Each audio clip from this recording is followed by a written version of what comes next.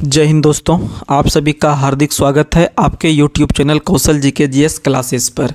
तो आप सभी कैसे होंगे, यह हम आशा करते हैं कि आप सभी का तैयारी बहुत ही बेहतर चल रहा होगा, बहुत ही मस्त चल रहा होगा, ज़बरदस्त चल रहा होगा, लाजवाब चल रहा होगा। बस इसी जो आप कंटिन्यूटी के साथ आप पढ़ाई कर रहे हैं, इसको आप रेगुलरिटी मेंटेन करते हुए आप जब तक कि अच्छा आपको एक जॉब नहीं लग जाता है तब तक आप लगातार बन कर रहिएगा, ठीक है। और आपके इस यात्रा में आपको जो मंजिल हासिल करना है, जो आप सोच के रखे हैं, उस मंजिल को हासिल करने में हम आपके साथ कदम से कदम मिला कर चल रहे हैं। बस आपको लगातार चलना है, ठीक है। तब तक आपको हिम्मत नहीं हारना है, तब जब तक कि आपको एक अच्छा ऐसा जॉब नहीं हो जाए।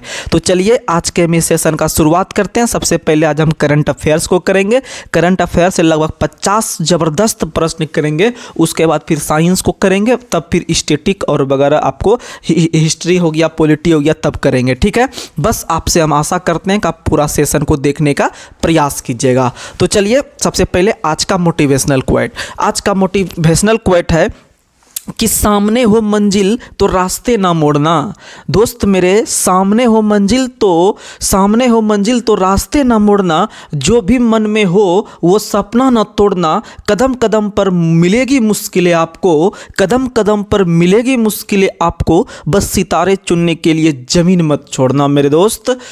तभी आप जाके अंतिम रूप से सिलेक्शन पा सकते हैं। इस दुनिया में जो आपका कंपटीशन की जो होड़ लगा हुआ है और सीट की जो मात्र की वैकेंसी आती है, उसमें आपको अंतिम रूप से सफलता पाने के लिए आपको दुनिया का हर एक काम छोड़ के सिर्फ आपको किताब के साथ दोस्ती करना पड़ेगा, तब जाके आप अंतिम रूप से चयन पा सकते हैं। तो चलिए आज का हम सबसे पहले करंट अफेयर्स का क्वेश्चन शुरू करते हैं, फिर आगे का सब्जेक्ट को हम कवर करेंगे। तो सबसे पहले आज का पहला सवाल है वैश्विक भुखमरी सूचकांक में भारत किस स्थान पे है। भुखमरी सूचकांक, इसी को हम लोग इंग्लिश में कहते हैं हंगर इंडेक्स। क्या कहते हैं? Hunger index. आप लोग को बता दे कि जिस भी आदमी को भूख लगता है, आपको जुगाड़ दे रहे हैं, जिस भी आदमी को भूख लगता है तो वह जो खाता है वह पांचों उंगली को मिला के जो एक ही खाता है, मतलब पांचों उंगली का प्रयोग करता है खाना खाने में। यानी जिस भी संख्या का इकाई डिजिट ऑप्शन में 5 रहेगा, आप भूखमरी में उसी में टिक लगाइएगा, ठीक है। यानी 105 हो गया भूखमरी में, 105 हो गया भूखमरी में। और आप लोग को बता दे कि यह जर्मनी की एक संस्था है, जिसका नाम है वेल्थ हंगर हिल्फे, ठीक है। वेल्थ हंगर हिल्फे के द्वारा, यानी हंगर करके एक संस्था है जर्मनी का, यानी कि आपका जान जा सकता है जब आप हंगर रहिएगा। इसका मतलब जर्मनी की एक संस्था है जो हंगर करके है, और वह हंगर रिपोर्ट जारी करता है, यानी भूखमरी रिपोर्ट जारी करता है। और भूख लगता है तो हम 5 उंगली का प्रयोग करके भोजन को अंतर्ग्रहण करते हैं और अपनी भूख को मिटाते हैं। यानी 105 स्थान पे है अपना भारत देश, याद रखिएगा। और आप लोग को बता देते हैं कि जिस भी व्यक्ति को ज़्यादा भूख लगता है, और खाना नहीं मिल पाता है, तो वह रूस जाता है। क्या जाता है? रूस जाता है। यानी कि वो रूस जाता है, और जो है कि न तब बच्चा में जब खाना उना नहीं मिलता था समय पे, तो आप रूस जाते होंगे कि नहीं हम काहे नहीं खाए, हम आज नहीं खाएंगे, रात में भी नहीं खाएंगे, आप भूख के कारण रूस जाते थे। यानी बेलारूस नाम का जो एक देश है, याद रखिएगा, बेलारूस जो है वह सबसे अधिक भूखमरी में टॉप पे है। यानी सबसे अधिक भूखमरी किस देश में है? तो बताइएगा, बेलारूस में है। कहाँ में है? बेलारूस में है, याद रखिएगा। बहुत ही फेमस क्वेश्चन है। और बेलारूस की राजधानी मिन्स्क है। बेलारूस की राजधानी कहाँ है? मिन्स्क है, याद रखिएगा। और रूस की राजधानी कहाँ है? मॉस्को। और याद रखिएगा, रूस और अभी यूक्रेन के बीच युद्ध चल रहा था, तो आप यूक्रेन की राजधानी भी याद रखिएगा कहाँ है। बताइए, यूक्रेन की राजधानी कहाँ है? कीव है। यूक्रेन की राजधानी कहाँ है? कीव है।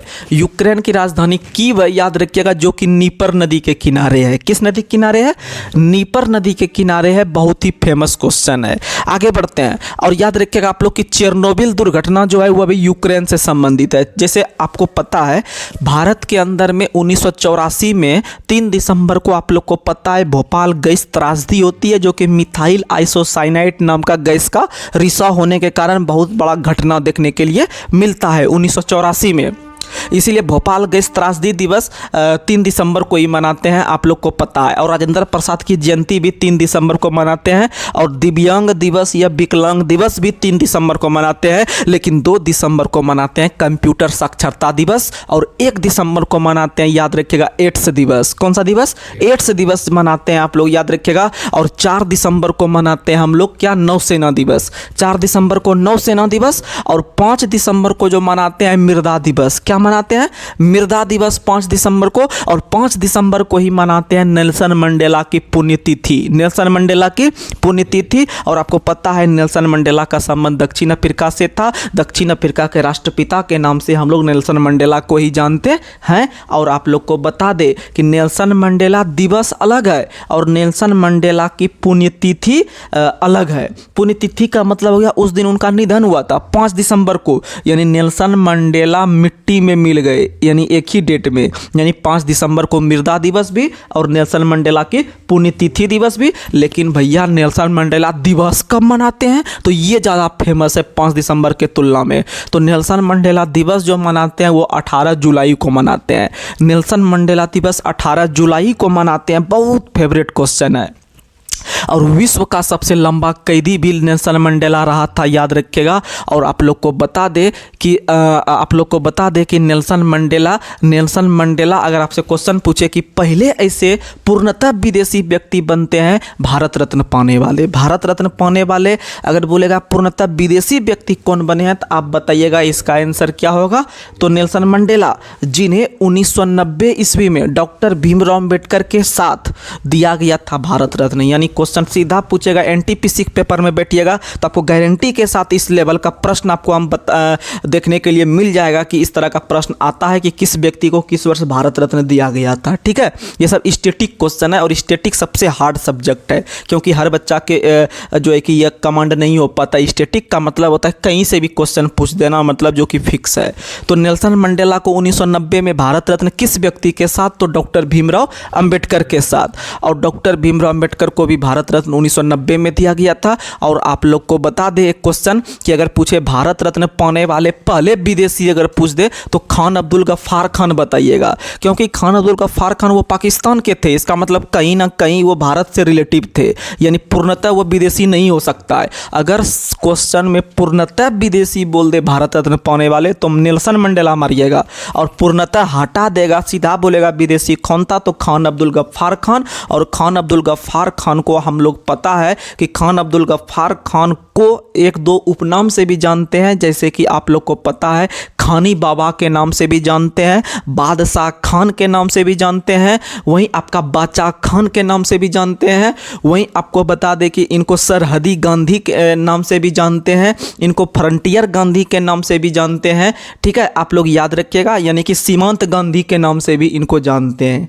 फ्रंटियर, सरहदी या सीमांत गांधी के नाम से खान अब्दुल गफ्फार खान को जानते हैं, जिनको कि 1987 के आसपास, जिनको 1987 में भारत रत्न दिया गया था, जिनका संबंध पाकिस्तान से था। और इनके 3 साल के बाद डॉक्टर भीमराव अंबेडकर और फिर आपका नेल्सन मंडेला को भारत रत्न दिया गया था। ठीक है, तो हम एक क्वेश्चन से 10 प्रश्न आपको स्टैटिक में भी बताएंगे, करंट में भी बताएंगे। ये मेरा दायित्व है, क्योंकि एग्जाम एक सब्जेक्ट को लेकर आप कभी नहीं निकाल सकते हैं, आपको ऑलराउंडर बनना पड़ेगा हर क्षेत्र में। चलिए आगे बढ़ते हैं।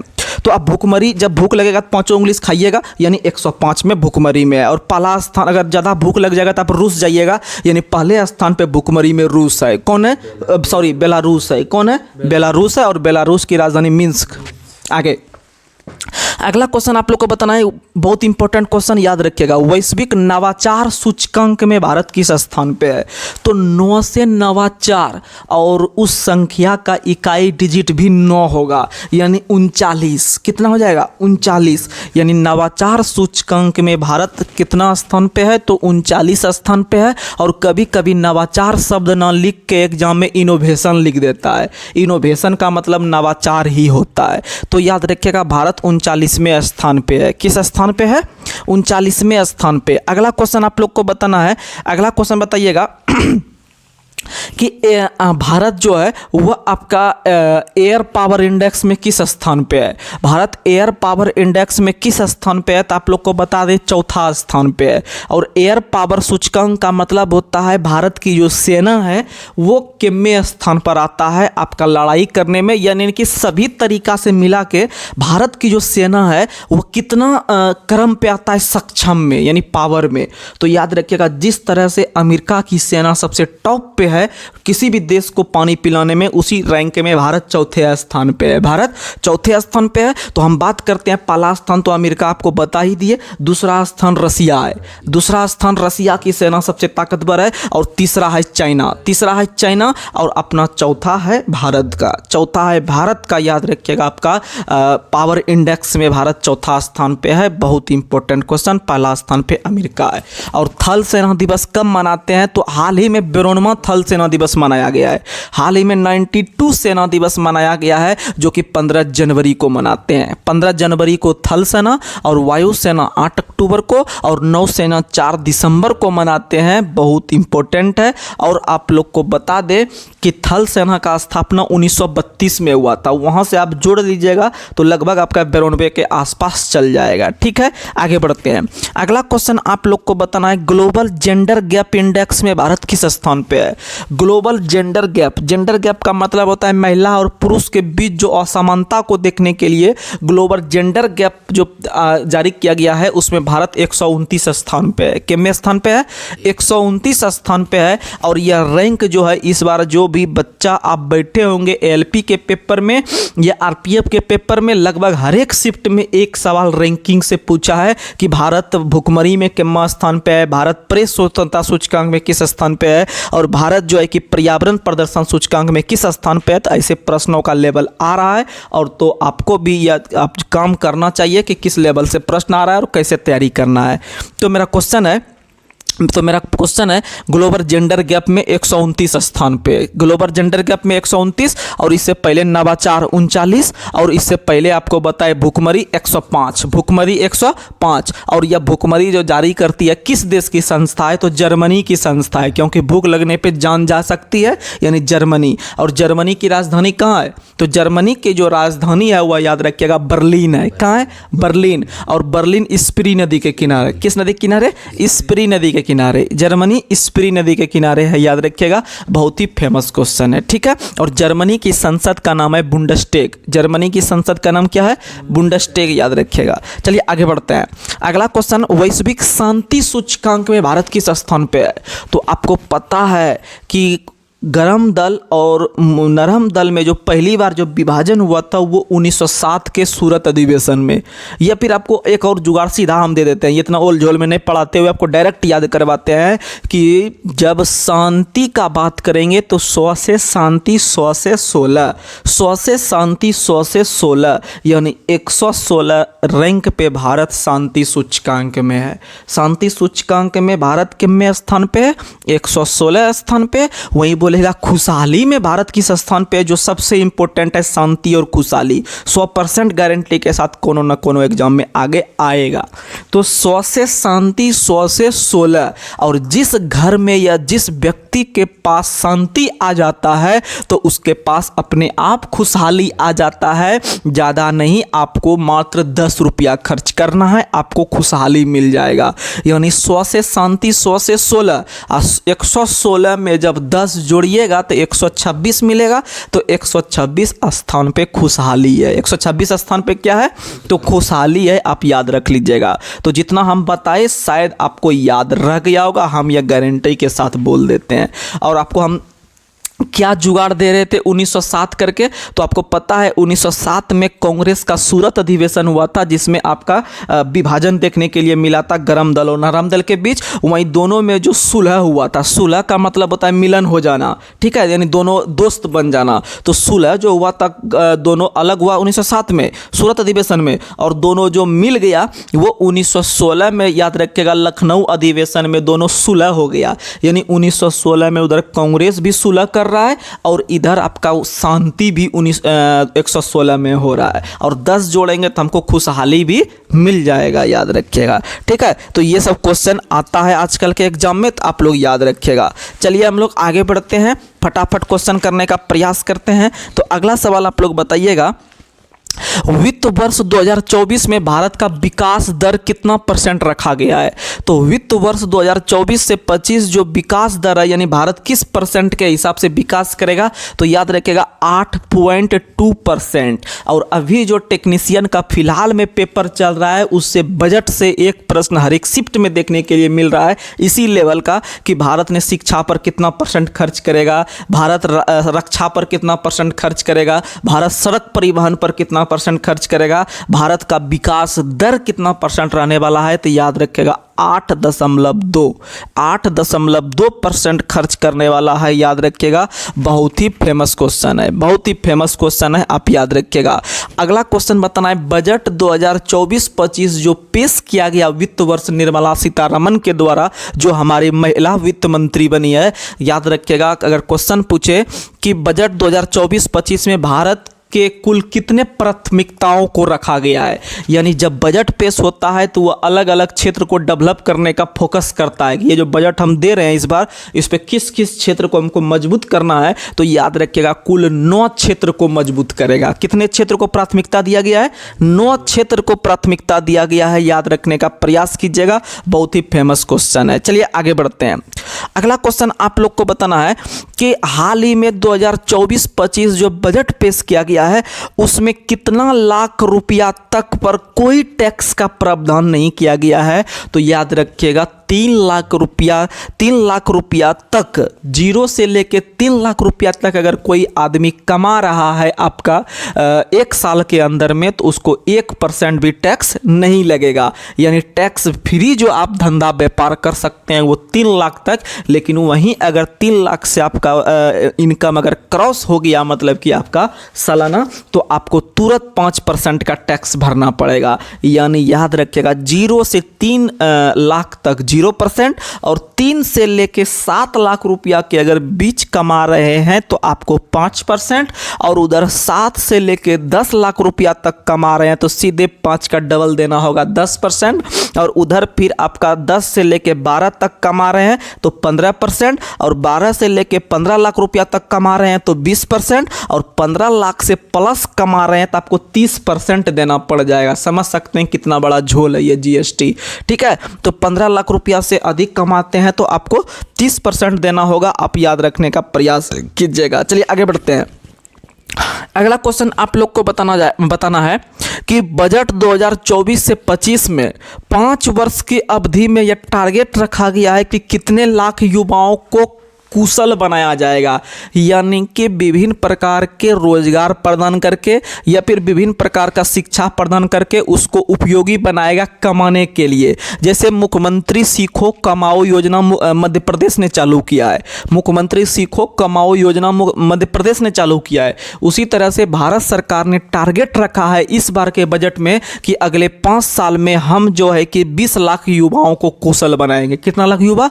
20 लाख युवा। और आपको हकीकत बात बताते हैं कि अभी जो आपको हम बजट से क्वेश्चन पूछे, इसमें 100% में बच्चा मात्र 5% बच्चा पढ़ता है इस टाइप का क्वेश्चन। 95% बच्चा इसको इग्नोर करके चलता है, और वही क्वेश्चन जब एग्जाम में आता है तो उसको छोड़ के आता है, और वही क्वेश्चन उसको मेरिट बनाने में जो है कि दिक्कत कर देता है। ठीक है, इसीलिए नॉर्मल जो सब्जेक्ट रहता है ना, सबको वो पढ़ने में मन लगता है, ठीक है, और पढ़ता भी है वही।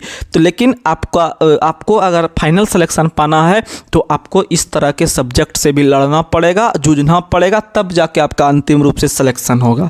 आगे बढ़ते हैं। अगला क्वेश्चन आप लोग को बताना है।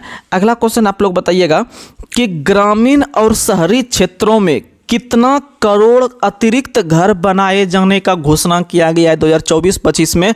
तो याद रखिएगा 3 करोड़ अतिरिक्त घर बनाए जाएंगे 2024-25 के सेशन में, ऐसा बजट में प्रावधान किया गया है। यानी कितना लाख युवा को आपको कुशल बनाएगा? तो याद रखिएगा 20 लाख युवा को कुशल बनाएगा। और कितना घर बनाएगा? तो 3 करोड़ घर बनाएगा। ठीक है, आप याद रखिएगा। और कितना क्षेत्र को डेवलप करने की बात कही गया है? तो 9 गो क्षेत्र को प्राथमिकताओं में रखा गया है। अगर बात करते हैं बजट के बारे में स्टैटिक प्रश्न पर, तो आप लोग को बता दें कि भारत के अंदर में पहला बजट जो प्रस्तुत किया गया था वो 1860 में प्रस्तुत किया गया था। 1860 को 1860 यानी कि 1860 को प्रस्तुत किया गया था। उस समय भारत के जो वायसराय या गवर्नर जनरल हुआ करते थे, ऐसे वायसराय बोलना ही उपयुक्त है, क्योंकि 1800 आप लोग को पता है कि आप लोग को पता है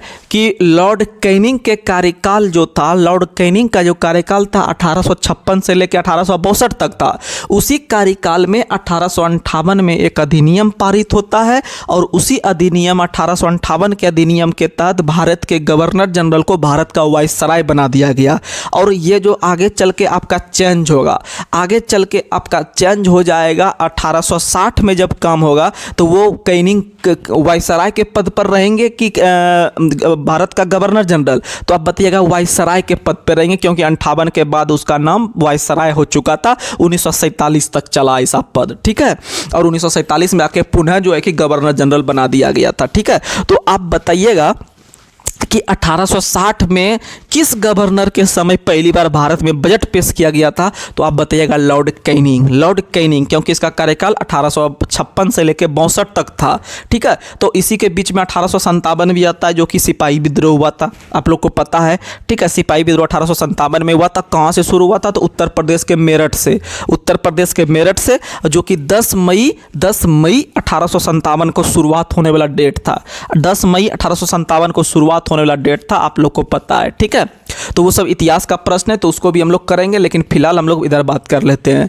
वहीं अगर हम बात करते हैं बजट पेश करने वाले पहले व्यक्ति कौन थे भारत में, 1860 में जो पेश किया गया था वो थे जेम्स विल्सन, यानी बॉसे बजट बॉसे विल्सन, याद रखिएगा, बॉसे बजट बॉसे विल्सन। और बॉ जो लिखते हैं वो 0 टाइप का शुरू में पहले लिखते हैं, तब उसको ऐसे करते हैं। इसका मतलब कि जिस वर्ष पेश किया गया था पहली बजट, उसका भी उस ईस्वी का इकाई डिजिट जो था, इकाई अंक जो था हुआ भी 0 था, यानी कि 1860 याद रखिएगा, ठीक है। यानी एक क्वेश्चन से आप 4 क्वेश्चन माइंड में एकदम दौड़ाइए, दे दनादन, तब मजा आएगा, ठीक है। अगर हम बात करते हैं भारत संविधान में क्या बजट शब्द का कहीं पर उल्लेख है, तो आप बोलिएगा नहीं है। हमारे संविधान में कहीं भी बजट शब्द का उल्लेख नहीं है। टोटल संविधान 251 पेज का है और कहीं पर भी एक कोना में भी कहीं पर भी बजट शब्द लिखा हुआ नहीं है। तो भैया बजट तब पेश कैसे होता है, तो बजट के बदले में एक दूसरा शब्द का प्रयोग किया गया है हमारे संविधान में, अनुच्छेद 112 के तहत। अनुच्छेद 112 के तहत बजट शब्द नहीं लिखा गया है, लेकिन उसके बदले में वार्षिक वित्त विवरण शब्द की चर्चा है। वार्षिक वित्त विवरण यानी एक वर्ष में जो वित्त का जो डाटा रखेगा उसी को शॉर्ट में हम लोग बजट कह देते हैं। आप लोग को कल के सेशन में भी बताए थे कि एक वर्ष में क्या क्या खर्च करना है, किस किस चीज पर या किस किस क्षेत्र पर कितना कितना आवंटन करना है या बांटना है पैसा डेवलप के लिए, उसी को बजट कहते हैं। तो आज के बाद अगर प्रश्न पूछे कि स्टेटमेंट के तौर पर कि बताइए सही कथन कौन सा है, और एक स्टेटमेंट दे दे कि हमारे संविधान में बजट शब्द का उल्लेख अनुच्छेद 112 में है, तो आप बोलिएगा यह वाला स्टेटमेंट गलत है, यह वाला स्टेटमेंट गलत है। भले 112 में बजट है, लेकिन बजट शब्द वहां पर नहीं है। बजट के बदले में क्या है, तो वार्षिक वित्त विवरण है, वार्षिक वित्त विवरण है, याद रखिएगा। और आप लोग को बता दें कि अगर हम बात करते हैं, ये तो या भारत का बजट 112 में, तो राज्य का बजट किस अनुच्छेद में, अगर राज्य सरकार जो बजट पेश करता है वो किस अनुच्छेद में है, तो वो याद रखिएगा अनुच्छेद 243 के आई में है। अनुच्छेद 243 के आई में है, अनुच्छेद 243 के आई में है, याद रखिएगा। राहुल को नींद आ रहा है लग रहा है। नहीं जमाई आ रही है। क्या रहे जमाई वो जमाई, हाँ जमाई मतलब दामाद होता है। अगर जमाई ओ वो उसको हाफी कहते हैं ना, हाफी, हाँ अरे यार अगर हाफी याद ना है, हाफी इसको कहते हैं, जैसे नहीं कहता है कि अरे यार 2 दिन से जगे हुए हैं पूरा हाफी आ रहा है, तो उसको हाफी कहते हैं। इसको क्या तुम लोग जमाई कहता है? जमाड़ा। जमाड़ा? अरे यार ये संधि विच्छेद कर रहा है। राजस्थानी गुजराती। तब तो इस पे यार हमें को ट्रिक दिए हैं, तब तो फ्लॉप हो जाएगा मेरा ट्रिक। हम क्या दिए हैं, जब नींद आता है तो हाफी करने लगता है आदमी, जब हाफी करता है हिप्नोलॉजी, यानी नींदों का अध्ययन हिप्नोलॉजी। तो तुम क्या बोलता है? जमाड़ा। जमाड़ा। जमाड़ा जमाई, जमाईत कहते हैं जो कि वो दामाद को कहते हैं, मतलब जमाई। जमाई। चलिए आगे बढ़ते हैं। अगला सवाल आप लोग बताइएगा, पीएम विश्वकर्मा योजना का शुरुआत किस वर्ष हुआ है? बहुत VVI। पीएम विश्वकर्मा योजना का शुरुआत नरेंद्र मोदी ने पिछले साल किया था, 2023 में किया था, और याद रखिएगा अपने जन्मदिन के दिन ही किया था। उसका जो जन्मदिन होता है वो 17 सितंबर को होता है। 17 सितंबर को इनका जन्म होता है, और याद रखिएगा 17 सितंबर को ही अपने जन्म दिवस के अवसर पर पीएम विश्वकर्मा योजना का शुरुआत किया है। और विश्वकर्मा भगवान का जो हम लोग पूजा करते हैं, आप लोग को पता है कि जो कि बड़े बड़े लोहा वगैरह सबका फैक्ट्री रहता है, यानी कि जैसे कि रेलवे हो गया, रेलवे के अंदर में लगभग हर एक स्टेशन पे विश्वकर्मा पूजा को किया जाता है। जैसे कोई गाड़ी छकड़ा वगैरह घर पे रखता है तो उसका भी पूजा किया जाता है विश्वकर्मा पूजा के अवसर पर। इसका मतलब विश्वकर्मा भगवान एक ऐसे हैं जो कि आदमी को रोजगार प्रदान करता है, यानी कि विभिन्न प्रकार का मशीन, कल पुर्जे सब जो रहते हैं उसी पे में पूजा करता है। और वहाँ पर जितना फैक्ट्री देखिएगा भारत में, वहाँ पर विश्वकर्मा भगवान का जरूर फोटो लगा हुआ रहता है। इसका मतलब आदमी को वो कुशल बनाता है, आदमी का उनसे पेट चलता है। तो आप याद रखिएगा 17 सितंबर को नरेंद्र मोदी के द्वारा कुल 18 प्रकार के कामगारों को, कुल 18 प्रकार कामगार कहने का मतलब है, कोई देखिएगा कि सोनार है, कोई देखिएगा लुहार है, कोई देखिएगा कि आपका बिल्डर है, कोई देखिएगा कि आपका जो है कि बड़े बड़े फैक्ट्री वगैरह जो चलाते हैं। तो ऐसे व्यक्तियों को लोन की सुविधा प्रदान करने के लिए भारत सरकार के द्वारा 17 सितंबर 2023 को पीएम विश्वकर्मा योजना का शुरुआत किया गया। और याद रखिएगा कुल कितने क्षेत्र में, कुल 18 प्रकार के कारीगरों को, कुल 18 प्रकार के कारीगरों, कोई मछुआरा वगैरह रहता है तो कुल 18 प्रकार के कामगारों को पैसा देने के लिए जो है कि आपका दिया गया है व्यवस्था। ठीक है, आगे बढ़ते हैं। अगला क्वेश्चन, प्रधानमंत्री उज्ज्वला योजना का शुरुआत किस वर्ष हुआ है?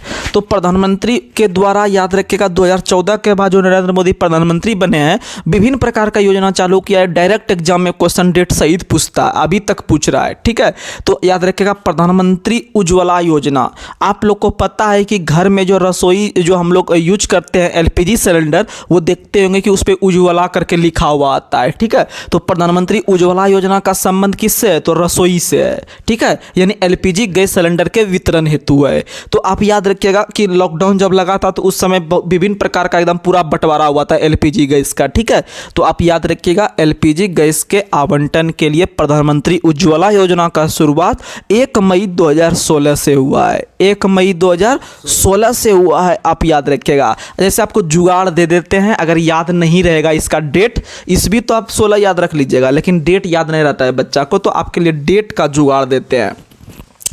जैसे आपको पता है उज्ज्वला, तो सबको पता होगा भैया खाना बनाने वाला बात आएगा, यहाँ पर LPG सिलेंडर का बात होगा। उज्ज्वला जैसे बोलेंगे तो आपका दिमाग में हाँ उज्ज्वला तो सिलेंडर पे लिखा हुआ रहता है। इसका मतलब सिलेंडर खाना बनाने का काम करती है, और खाना बनाने का काम उस सिलेंडर पर कौन करती है? तो घर में जो माई रहते हैं वही करते हैं, यानी मम्मी को माई भी बोल देते हैं घर में। ठीक है, माई बाप नहीं बोलते हैं, माई बाप, यानी कि माई को याद रखिएगा माई घर में खाना बनाती है, यानी इसका शुरुआत मई में हुआ है। और मई में फर्स्ट मई कर देना है, मई में फर्स्ट मई कर देना है, यानी 1 मई से याद रख लीजिएगा प्रधानमंत्री उज्ज्वला योजना का शुरुआत हुआ है। BPL परिवारों को मुफ्त LPG सिलेंडर के आवंटन हेतु आप याद रखने का प्रयास कीजिएगा। और इसमें प्रति कनेक्शन जो है कि आपका 1600 रुपया का वित्त सहायता प्रदान किया जाता था, उसमें 1600 रुपया एक सिलेंडर पे आता था। ठीक है, आगे बढ़ते हैं।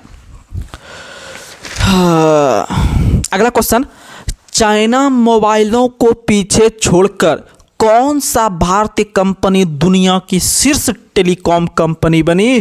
तो याद रखिएगा जियो टू जियो। कौन बन गया? जियो टू जियो, यानी जियो कंपनी बन गया। चाइना को भी पीछे छोड़ दिया। याद रखिएगा कौन सी कंपनी? टेलीकॉम कंपनी, जियो कंपनी। याद रखने का प्रयास कीजिएगा।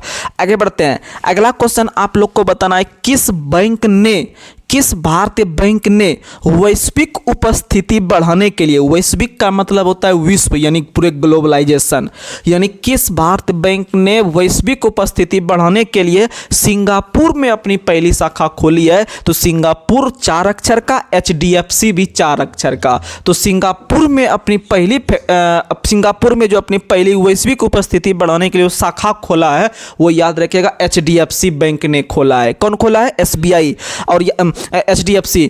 और आप लोग को बता दें SBI का अध्यक्ष याद रखिएगा, ठीक है। SBI का अध्यक्ष है आपका चिंटाला करके है, ठीक है। यानी कि आपको पता है कि जब आप SBI बैंक जाते होंगे तो आप वहां पर जाके चिल्लाते होंगे, तब फिर आपको काम होता होगा, यानी चल्ला करके आप याद रखिएगा, ऑप्शन में मार दीजिएगा। SBI के अध्यक्ष है। और SBI में जो आदमी लोग जाते हैं तो याद रखिएगा SBI थोड़ा सा बड़ा बैंक होता है, ठीक है। भारत की सबसे बड़ी व्यावसायिक बैंक जो है वह SBI है। भारत की सबसे बड़ी व्यवसायिक, यानी कि सबसे बड़ा जो बिजनेसमैन वगैरह जो खाता खुलवाता है वो SBI में खाता खुलवाता है। RBI में तो खाता खुलवा नहीं पाएगा, क्योंकि RBI में खाता खुलता ही नहीं है, क्योंकि वो भारत सरकार के लिए सिर्फ खाता का काम करती है। कोई आम आदमी के लिए RBI खाता नहीं खुलती है। वो भारत का वह केंद्र बैंक है, ठीक है। भारत सरकार का केंद्र बैंक कौन सा है? RBI। और आपको बताए हैं कि जब RBI का नाम लेंगे तो RBI के हाल ही में 26वें नंबर के गवर्नर कौन बने हैं? तो याद रखिएगा संजय मल्होत्रा, क्योंकि आपको बोले थे पैसा को हम लोग माल भी बोलते हैं, यानी मल्होत्रा हो गया RBI। और RBI का स्थापना याद रखिएगा हिल्टन यंग आयोग के सिफारिश पर आपका 1 अप्रैल 1935 को आपका स्थापना होता है RBI का। लेकिन RBI का स्थापना 1935 में हुआ, लेकिन 1935 से पहले भी RBI का स्थापना करने का प्रयास किया गया था 1914 के आसपास, लेकिन उस समय कर नहीं पाया। तो उस समय जो करने का प्रयास किया था वो चिंबरलन समिति के सिफारिश पर। यह क्वेश्चन आपको हर एक जगह नहीं मिलेगा और बहुत सारा टीचर भी आपको नहीं बताएंगे, लेकिन आपको बता रहे हैं, आप सुनिएगा। क्वेश्चन का लेवल बढ़ रहा है तो आपको भी बढ़ना पड़ेगा, ठीक है। अगर क्वेश्चन पूछ दे कि RBI का स्थापना करने का पहला प्रयास किस समिति के द्वारा किया गया था, तो याद रखिएगा चिंबरलन समिति। और RBI का स्थापना जो अंतिम रूप से किया गया 1934 अधिनियम के तहत 1935 में किया गया 1 अप्रैल के दिन हिल्टन यंग आयोग के सिफारिश पर। हिल्टन यंग आयोग, यानी RBI के संबंध में आप यंग याद रखिएगा। RBI में सिर्फ यंग व्यक्ति जाते हैं। और याद रखिएगा SBI का स्थापना 1955 में 1 जुलाई के दिन हुआ था। 1 जुलाई 1955 को SBI और 1 अप्रैल 1935 को RBI और 1 जुलाई 1955 को जो SBI का स्थापना होता है वो गोरेवाला समिति की सिफारिश पर। तो आपके माइंड में एक बात याद रखिएगा कि SBI सबसे बड़ी व्यावसायिक बैंक है, उसमें सभी गोरे व्यक्ति जाते हैं। SBI में गोरा व्यक्ति जाता है, यानी SBI का स्थापना गोरेवाला समिति के सिफारिश पर, गोरेवाला समिति की सिफारिश पर। और कृषि के क्षेत्र में एक बैंक है नाबार्ड। कृषि में जो लोन देता है वो नाबार्ड देता है, सबसे बड़ी बैंक है भारत में कृषि को लोन देने वाले। क्योंकि नाबार्ड का जब फुल फॉर्म देखिएगा, यानी NABARD, यानी नेशनल करके आपका आता है एग्रीकल्चर करके, यानी कृषि के क्षेत्र में जो आपका रूरल यानी कि ग्रामीण क्षेत्र में कृषि को बढ़ावा देने वाली सबसे बड़ी बैंक है नाबार्ड। और नाबार्ड का स्थापना 1982 में हुआ है। नाबार्ड का स्थापना 1982 में हुआ है। और जब 1982 में होगा तो वो 6ठी पंचवर्षीय योजना में होगा। ऐसे भी आप लोग को जुगाड़ हम देते रहते हैं। नाबार्ड में कुल 6 अक्षर है, NAB3ARD 336, यानी नाबार्ड का स्थापना 6ठी पंचवर्षीय योजना में। और पिछला बार का जो आपका ये NTPC का पेपर हो रहा था 2021 के आसपास, उसमें डायरेक्ट क्वेश्चन पूछा था कि नाबार्ड का स्थापना किस वर्ष हुआ था। डेट सही दिया था, याद रखिएगा 12 जुलाई 1982 और 6ठी पंचवर्षीय योजना में। और नाबार्ड का मुख्यालय कहाँ में है? तो नाबार्ड का मुख्यालय जो है वह मुंबई में है। नाबार्ड का मुख्यालय कहाँ है? मुंबई में है। और नाबार्ड का स्थापना याद रखिएगा शिवरमन कमेटी की सिफारिश पर। शिवरमन कमेटी की सिफारिश पर नाबार्ड का स्थापना 1982 में किया गया था। ठीक है। और सिंगापुर में अपना पहला शाखा किस बैंक ने खोला? तो HDFC ने खोला। किस बैंक ने खोला? HDFC बैंक ने खोला, आप याद रखिएगा। और बैंक ऑफ बड़ौदा ने हाल ही में कौन सा योजना शुरू किया? बैंक ऑफ बड़ौदा, आप लोग को बता दे, टॉप 3 बैंक SBI, PNB और बैंक ऑफ बड़ौदा, ये टॉप 3 बैंक है भी इंडिया का, याद रखिएगा। सबसे बड़ा बैंक SBI है और भारत सरकार का सबसे बड़ा बैंक जो है वह RBI है। ठीक है। जैसे भारत का केंद्र बैंक का नाम है आपका RBI, उसी तरह से अमेरिका के केंद्र बैंक का नाम है आपका फेडरल बैंक। कौन सा बैंक है? फेडरल बैंक है, याद रखिएगा। उसी तरह से क्वेश्चन एग्जाम में पूछता है। तो हाँ, स्विट्जरलैंड में है स्विस बैंक, जो कि झोलझाल वाला बैंक है, वहाँ पर पैसा आपको ब्लैक मनी बहुत बड़ा मतलब जमा होता है। तो आप याद रखिएगा कि बैंक ऑफ बड़ौदा ने बॉब उत्सव जमा योजना शुरू किया है। तो आपको बिना प्रेशर का ये क्वेश्चन हम याद रखवा देंगे। बैंक ऑफ बड़ौदा ने हाल ही में बॉब BOB बॉब जाम योजना, यानी BOB जैसे बोलेगा बॉब, यानी माइंड में रखना है BOB यानी bank of Baroda, bank of Baroda, bank of Baroda, याद रखिएगा। ठीक है। तो चलिए अब हम लोग कुछ क्वेश्चन साइंस के कर लेते हैं, उसके बाद फिर अपने सेशन को आगे बढ़ाएंगे। तो बताइएगा, आप लोग को बताना है कि एकल आवृत्ति की ध्वनि को क्या कहते हैं? एकल आवृत्ति की ध्वनि को क्या कहते हैं? जैसे आपको पता है, ध्वनि चैप्टर जब आप देखते होंगे तो ध्वनि चैप्टर में क्या होता है कि आप एकल आवृत्ति, जैसे मान लीजिए एक घंटी ले लिए साइकिल का, उसको आप दबाते होंगे तो टन टन की आवाज़ होती है। यानी आवृत्ति का मतलब होता है एक जब उत्तोलक आपका ऐसे करके है और यह आपका इधर गया फिर इधर आया, तो जितना इधर गया इधर आया तो उसको हम लोग आवृत्ति कहते हैं। क्या कहते हैं? आवृत्ति। और इसको जाने और आने में लगा समय को आवर्तकाल कहते हैं। क्या कहते हैं? समय को आवर्तकाल। काल का मतलब होता है समय। नहीं कहते हैं अरे यार मेरा काल ही खराब है अभी, या फिर मेरा समय ही खराब है, यानी टाइम ही खराब है। तो आवर्तकाल का मतलब होता है समय काल, यानी जाने आने में कितना समय उसको लगा पेंडुलम को। ठीक है। और उसी तरह से वो जो दूरी यहाँ से यहाँ हो गया उसको आवृत्ति कह दिए। ठीक है। अगर हम बात करते हैं कि ध्वनि, एकल आवृत्ति की ध्वनि को क्या कहते हैं? तो टोन कहते हैं। क्या कहते हैं? टोन कहते हैं। ये सब NCERT का क्वेश्चन है, डायरेक्ट एग्जाम में आ जाता है। तो एकल आवृत्ति की ध्वनि को क्या कहते हैं? टोन कहते हैं। अगर हम बात करते हैं कि अगर आपसे क्वेश्चन हम पूछे कि भारतीय संगीत पद्धति में सा, आप लोग नाम सुने होंगे, सा रे गा मा पा धा नी सा, ऐसे करके आप पढ़े होंगे। तो उसमें से आपको बताना है पहला शब्द जो आता है सा, स्वाका सा, इसका आवृत्ति परिसर बताइए कितना हर्ट्ज होता है। सारे गमा पाधा निशा में आपको बताना है सा शब्द जो है उसका आवृत्ति परिसर कितना होता है। कहने का मतलब है जब आप देखते होंगे संगीत जब सुनने के लिए जाते होंगे तो सा थोड़ा सलोस बोलता है, सा रे थोड़ा सा ज़्यादा सुनने के लिए मिलता है हमको आवाज़, यानी सा शब्द थोड़ा सा कम है, फिर उससे थोड़ा सा ज़्यादा रे थोड़ा सा ज़्यादा हो जाएगा, फिर उससे भी ज़्यादा ग हो जाएगा, फिर आपका उससे भी ज़्यादा प हो जाएगा, फिर उससे भी ज़्यादा ध हो जाएगा, फिर नी जो लास्ट में रहेगा वो सबसे ज़्यादा हो जाएगा। यानी धीरे धीरे ध्वनि में प्रेशर होता है कि नहीं होता है, धीरे धीरे हाँ स्पीड बढ़ जाती है, स्पीड बढ़ती है प्लस में ध्वनि का मतलब कि वो प्रेशर बढ़ जाता है। यानी सारे गामा पाधा नी सा मतलब जोर से होता है, तो सबसे कम होता है सा का और सबसे ज़्यादा होता है नी का, सबसे लास्ट में जो सतमा होता है तो सा का होता है 265 हर्ट्ज। हर्ट्ज हम क्यों लगा के बोलते हैं? क्योंकि आवृत्ति का जो मात्रक होता है वह हर्ट्ज होता है, आवृत्ति का मात्रक हर्ट्ज होता है और आवर्तकाल का जो मात्रक होता है वो सेकंड होता है। मतलब समय का मात्रक सेकंड या आवर्तकाल का मात्रक सेकंड, वही चीज़ हो गया। ठीक है। और तरंगदैर्घ्य का मात्रक होता है एंगस्ट्रम। तरंगदैर्घ्य का मात्रक क्या होता है? एंगस्ट्रम। तो आप याद रखिएगा सा का जो आवृत्ति परिसर होता है वो 265 और सबसे लास्ट में जो नी होता है उसका होता है 494। कितना होता है? 494। आप याद रखने का प्रयास कीजिएगा। आगे बढ़ते हैं। अगला क्वेश्चन आप लोग को बताना है कि ध्वनि जब हम साधारण बातचीत करते हैं तो ध्वनि कितना डेसिबल उत्पन्न होता है?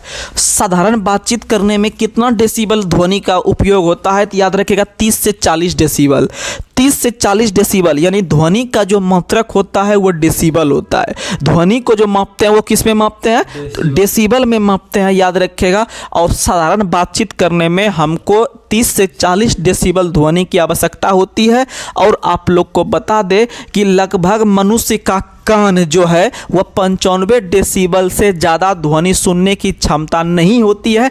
अगर उससे ज़्यादा ध्वनि आपके कान में आप बार बार सुन रहे हैं तो समझिए कि आपका कान कभी भी खराब हो सकता है। अर्थात डीजे वगैरह जो बजता है वो लगभग आपका 95 से प्लस 110 के आसपास बजता है, जो कि आपके कान के लिए लाभदायक नहीं है। वहीं आपको पता है कि WHO जो है, वर्ल्ड हेल्थ ऑर्गेनाइजेशन जो है, जिसका मुख्यालय जेनेवा में है, जिसका स्थापना 7 अप्रैल 1948 को हुआ था और इसका मुख्यालय जेनेवा में है। और वर्तमान में इसके अध्यक्ष है अधानम घेब्रेयेसस, ठीक है, WHO को का। और WHO के में वर्तमान में सदस्य देश की संख्या 194 है। और WHO का स्थापना दिवस हम लोग प्रत्येक वर्ष 7 अप्रैल को मनाते हैं स्वास्थ्य दिवस के रूप में। किस दिवस के रूप में? स्वास्थ्य दिवस के रूप में आप लोग को बता दें। और WHO का कहना है कि आप 45 डेसिबल से भैया ज़्यादा ऊपर मत सुनिए। यानी WHO जो बोलता है कि एक स्वस्थ कान के लिए ध्वनि का डेसिबल में होना कितना आवश्यक है, तो मात्र 45 तक सुनिए। यानी सिंपल जो हम लोग बात करते हैं ना, बस वहीं तक सुनिए तो आपका कान लंबा दिन तक चलेगा। और भारत सरकार के अनुसार लगभग 60 डेसिबल के आसपास बोलता है कि आप यूज कर सकते हैं, लेकिन 95 से अलावा ज़्यादा आप नहीं सुन सकते हैं, उससे आपका कान खराब हो सकता है, ठीक है, आप याद रखिएगा। और ध्वनि का मात्रक क्या होता है? डेसिबल। लेकिन ध्वनि के प्रबलता के स्तर को व्यक्त करने वाला मात्रक क्या होता है? फोन संख्या। ध्वनि के प्रबलता का मतलब उतार चढ़ाव के स्तर को व्यक्त करने वाला मात्रक क्या होता है? तो आप बताइएगा क्या होता है? फोन संख्या। लेकिन मात्रक होता है डेसिबल। मात्रक होता है डेसिबल, आप लोग याद रख लीजिएगा, ठीक है। अगला क्वेश्चन आप लोग को बताना है कि अगला क्वेश्चन आप लोग बताइएगा कि यदि दो गैसों का अनुभार M1 और M2 है तो उसमें ध्वनि की चाल V1 और V2 हो तो उसके लिए फार्मूला क्या होता है? डायरेक्ट एग्जाम में आ जाएगा इस तरह का। तो आप याद रखेगा V1/V2 बराबर √M2/M1। यानी आप याद रखिएगा कि इधर आपको V1/V2 लिखना है, बराबर में इसका उल्टा कर देना है। यानी 1 के सामने में M2 लिखना है, बटे M1 कर देना है, इस पर रूट चढ़ा देना है, ठीक है। ऐसा आपको जो है कि आ सकता है न्यूमेरिकल पे भी क्वेश्चन, तो आप आराम से बना दीजिएगा, ठीक है। आगे बढ़ते हैं, क्योंकि 3 गो मान दे देगा, 1 गो छोड़ देगा, तो आप आराम से निकाल लीजिएगा। आगे बढ़ते हैं। अगला क्वेश्चन आप लोग बताइएगा कि गैसों में ध्वनि का वेग सबसे न्यूनतम होता है। ये भारत का ही नहीं पूरे विश्व का बच्चा जानता है कि सबसे अधिक जो चाल होता है ध्वनि का वो ठोस में होता है। यानी आप लोग जब बोलते होंगे ना तीनों माध्यम, तो आप ऐसे बोलते होंगे ठोस द्रव गैस, ऐसे बोलते होंगे। कभी भी आप गैस द्रव ठोस नहीं बोलते होंगे, आप बोलते होंगे ठोस द्रव गैस। तो बस यही क्रम आपको याद रख लेना है कि सबसे अधिक चाल ठोस में होता है, उसके बाद द्रव में होता है, और सबसे कम जो होता है वह गैस में होता है, ठीक है। यह क्वेश्चन सीधा पूछता है एग्जाम में कि ध्वनि की चाल सबसे अधिक किस माध्यम में होती है? तो ठोस में होती है। और माध्यम का अगर नाम पूछ दे तो सबसे अधिक जो होता है वह आपका इस्पात में होता है। इस्पात नहीं है तो आप एल्युमिनियम भी रहेगा तो आप वो मार सकते हैं। लगभग 6420 के आसपास जो होता है वह ध्वनि की चाल होता है। आप याद रखिएगा एल्युमिनियम में सबसे अधिक होती है या इस्पात में। लेकिन ये एक प्रकार का ठोस है, तो अगर माध्यम पूछेगा तो ठोस मारिएगा, अगर कोई पदार्थ पूछेगा तो फिर आप इस्पात वगैरह लगा सकते हैं, ठीक है। या फिर स्टील कहते हैं उसको, इस्पात को क्या कहते हैं? स्टील कहते हैं। स्टील जो बनता है वह बेसेमर विधि से बनता है। स्टील कोई तत्व नहीं है, स्टील तत्व नहीं है। स्टील यानी कि लोहा वगैरह जब उसमें कार्बन की मात्रा वगैरह जब मिला के उसको रिएक्शन करवाते हैं तो फिर आपका स्टील की प्राप्ति होती है, और वह विधि होता है बेसेमर विधि के द्वारा हम लोग स्टील की प्राप्ति करते हैं या इस्पात की प्राप्ति करते हैं, ठीक है।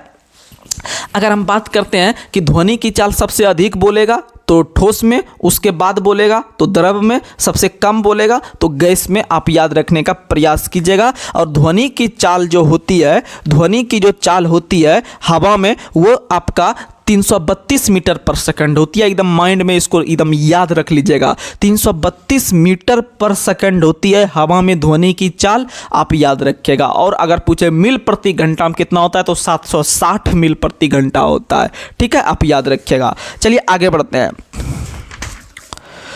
अगला क्वेश्चन आप लोग को बताना है सामान्यतः टीवी रिमोट कंट्रोल जो होता है, टीवी जो आप चलाते हैं उसमें जो आप रिमोट यूज करते हैं, जो बंद हो जाता है, वॉइस बढ़ जाता है, चैनल चेंज हो जाता है, तो आप बताइए उसमें किस प्रकार के किरण का प्रयोग करते हैं। RAS जो आपका राजस्थान का सबसे बड़ा एग्जाम होता है, RAS का एग्जाम। जैसे हम लोग के यहाँ BPSC वगैरह जो एग्जाम होता है, MPPSC एग्जाम होता है, उसी तरह RAS का पेपर होता है राजस्थान के अंदर में। इसमें 2018 में ये पूछा हुआ प्रश्न है कि सामान्यतः टीवी रिमोट कंट्रोल में किस प्रकार के तरंग का प्रयोग किया जाता है। आप लोग बताइए आंसर। तो इसका राइट आंसर होगा अवरक्त किरण। कौन सा किरण?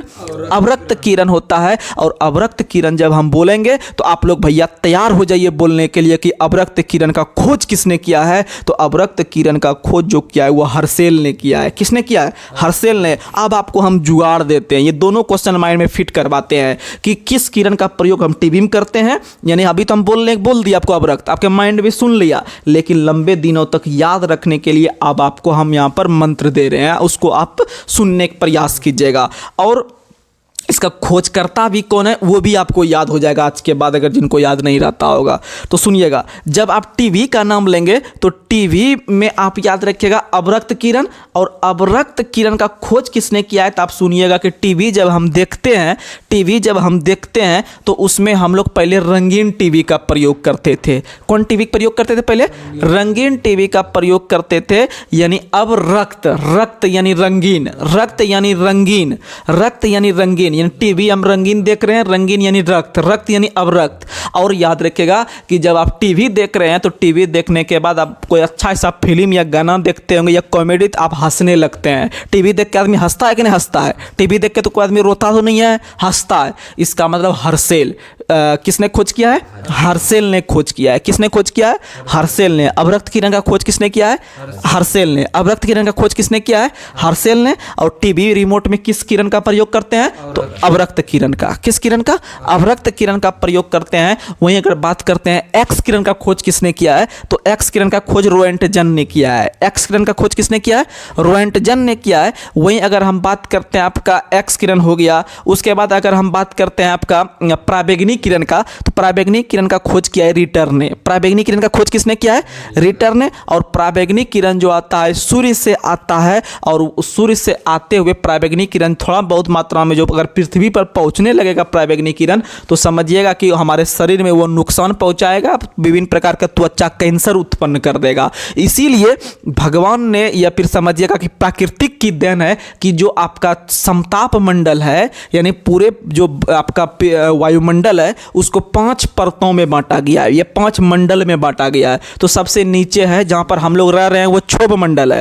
क्षोभ मंडल के बाद समताप मंडल है। समताप मंडल के बाद आपका मध्य मंडल है। मध्य मंडल के बाद आपका आयन मंडल है। और आयन मंडल के बाद सबसे लास्ट में आपका बहिर्मंडल है या एक्सोस्फीयर है।